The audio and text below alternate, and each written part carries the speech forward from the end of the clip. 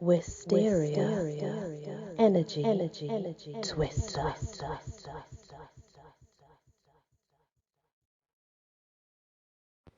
Hello everyone, welcome back to my channel. The story we are going to start now is a long one and I will do it in parts. So we're on chapter 1. The story is called Cinderella is Evil by Campbell. Mirrors have never been my friend. They told me the truth. They showed me all my flaws and didn't mention anything positive about me. They didn't know I was a good person on the inside, or that I was kind. They just showed me my pimples, the dark circles under my eyes, and my impossible-to-manage hair. I should have had them all covered, shown them that they couldn't hurt me, but I knew they could. I knew I was ugly.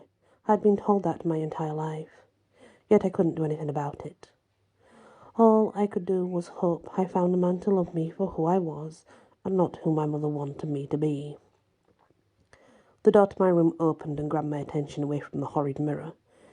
I quickly wiped my eyes so nobody knew I'd been crying to myself. They couldn't know. They couldn't see my weakness. Not in that world. "Good morning, Anna," my stepmother said in her usual voice. "What's good about it?" I asked, never expecting an answer. I watched her, the one with the fancy name of Cinderella, as she restocked the kindling in my fireplace. She was dressed in an ugly grey dress, but still looked breathtakingly beautiful. I couldn't stand the way she was always so perfect. Everyone loved her. She's charming. Every time I looked at her, I couldn't help but think of my own inadequacies.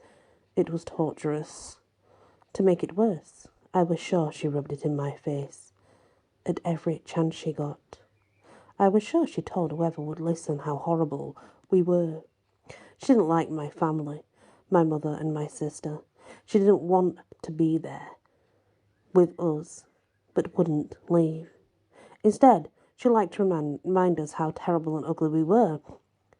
Life had been that way ever since Cinderella and her father entered our lives. At first it was exciting, and Mother fell in love with him, a real lord. She doted on him.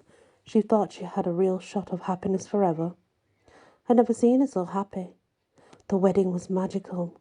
My mother wore this dress that shone like 1,000 diamonds. All 3 of us daughters were bridesmaids. It was probably the first time in my life that I actually felt beautiful in the red rose dress. I couldn't have felt any different. I should have suspected Cinderella wasn't happy with the wedding that day. She didn't smile very much.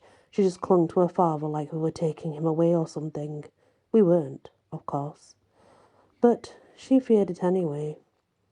My sister, Zelly, and I were actually excited about having a father again. He wouldn't replace our own that died many years ago, but he was a chance at a new beginning. I longed to have a father to protect me from all the evil in the world, or even just the bullies in town. We were going to be a happy family. Then he got sick. For a few months in between, it was blissful. My mother danced around the manor house, singing and smiling to herself. She was full of hope and happiness, for a time. Nobody dared tease me, because I would tell my stepfather on them. Everyone was happy and it felt like it would last forever. But it didn't. My stepfather got sicker and sicker until he passed away. It was one of the darkest days for our family. My mother wailed at his passing, taken to her bed for the months afterwards.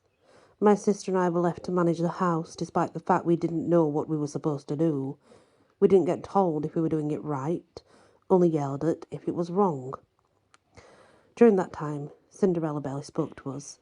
I knew she was grieving too, probably more than any of us, so we left her alone. After a time, I thought it would be helpful if she helped out around the house, perhaps take her mind off her loss. She agreed, throwing herself into her duties. Before we knew it, our home settled into our new family. Mother eventually left her bed, but it was only to boss us all around. Cinderella continued cleaning, even though I told her she didn't have to do it anymore.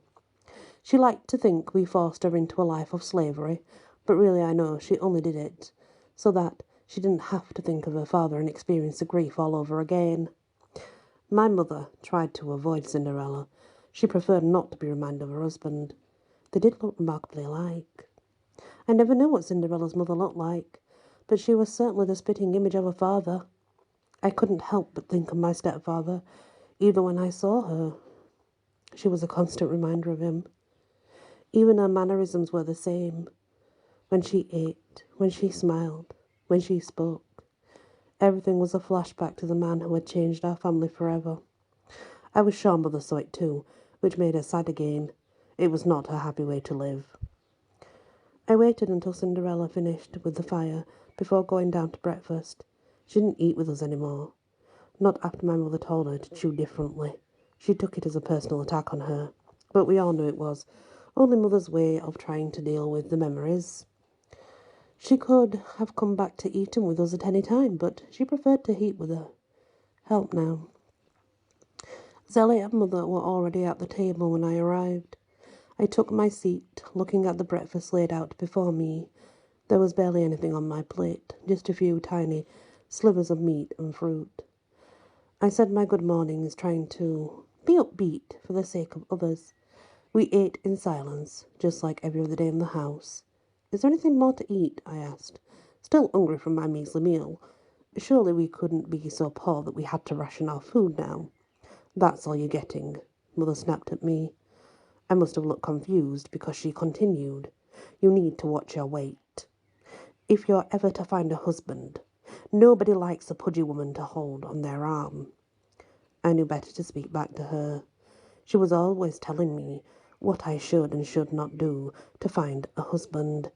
The rules would be a mile long if I wrote them all down. I would rather go hungry and suffer another one of her lectures. "You're going to sulk now?" Mother said to me when I didn't reply. "No, of course not, Mother. I was just thinking how wise you were." Zelly snickered at me across the table, enjoying my torment. She was naturally thin and tall, although not a beauty in the traditional sense. Her plate of food was at least twice as large as mine. "You should be more like your sister," Mother said, only making it sting all the more. She didn't just stab me. She liked to twist the knife in two. As I stared at her, I tried to think of how wonderful she was before Cinderella's father broke her heart. That was the mother I loved. I knew she was still in there somewhere. "Yes, Mother." She seemed satisfied for now with my submission. "So what are you going to waste your time on today?"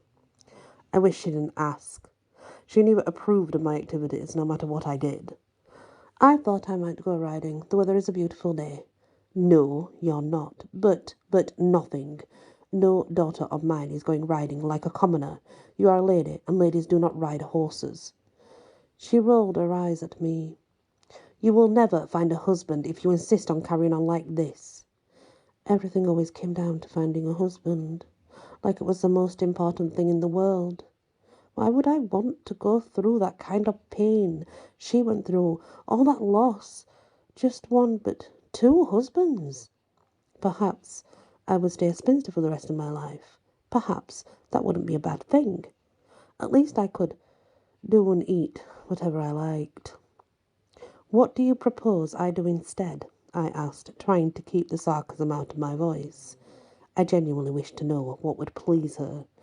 "You can do your needlework." I nodded and excused myself from the table. Apparently, I had some very important needlework to do. And that is the end of Chapter 1, Cinderella is Evil. Please return for the next chapter, because I'm sure it's going to get more interesting as we go along.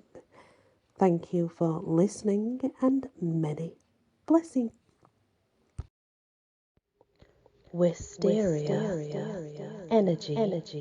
Twister.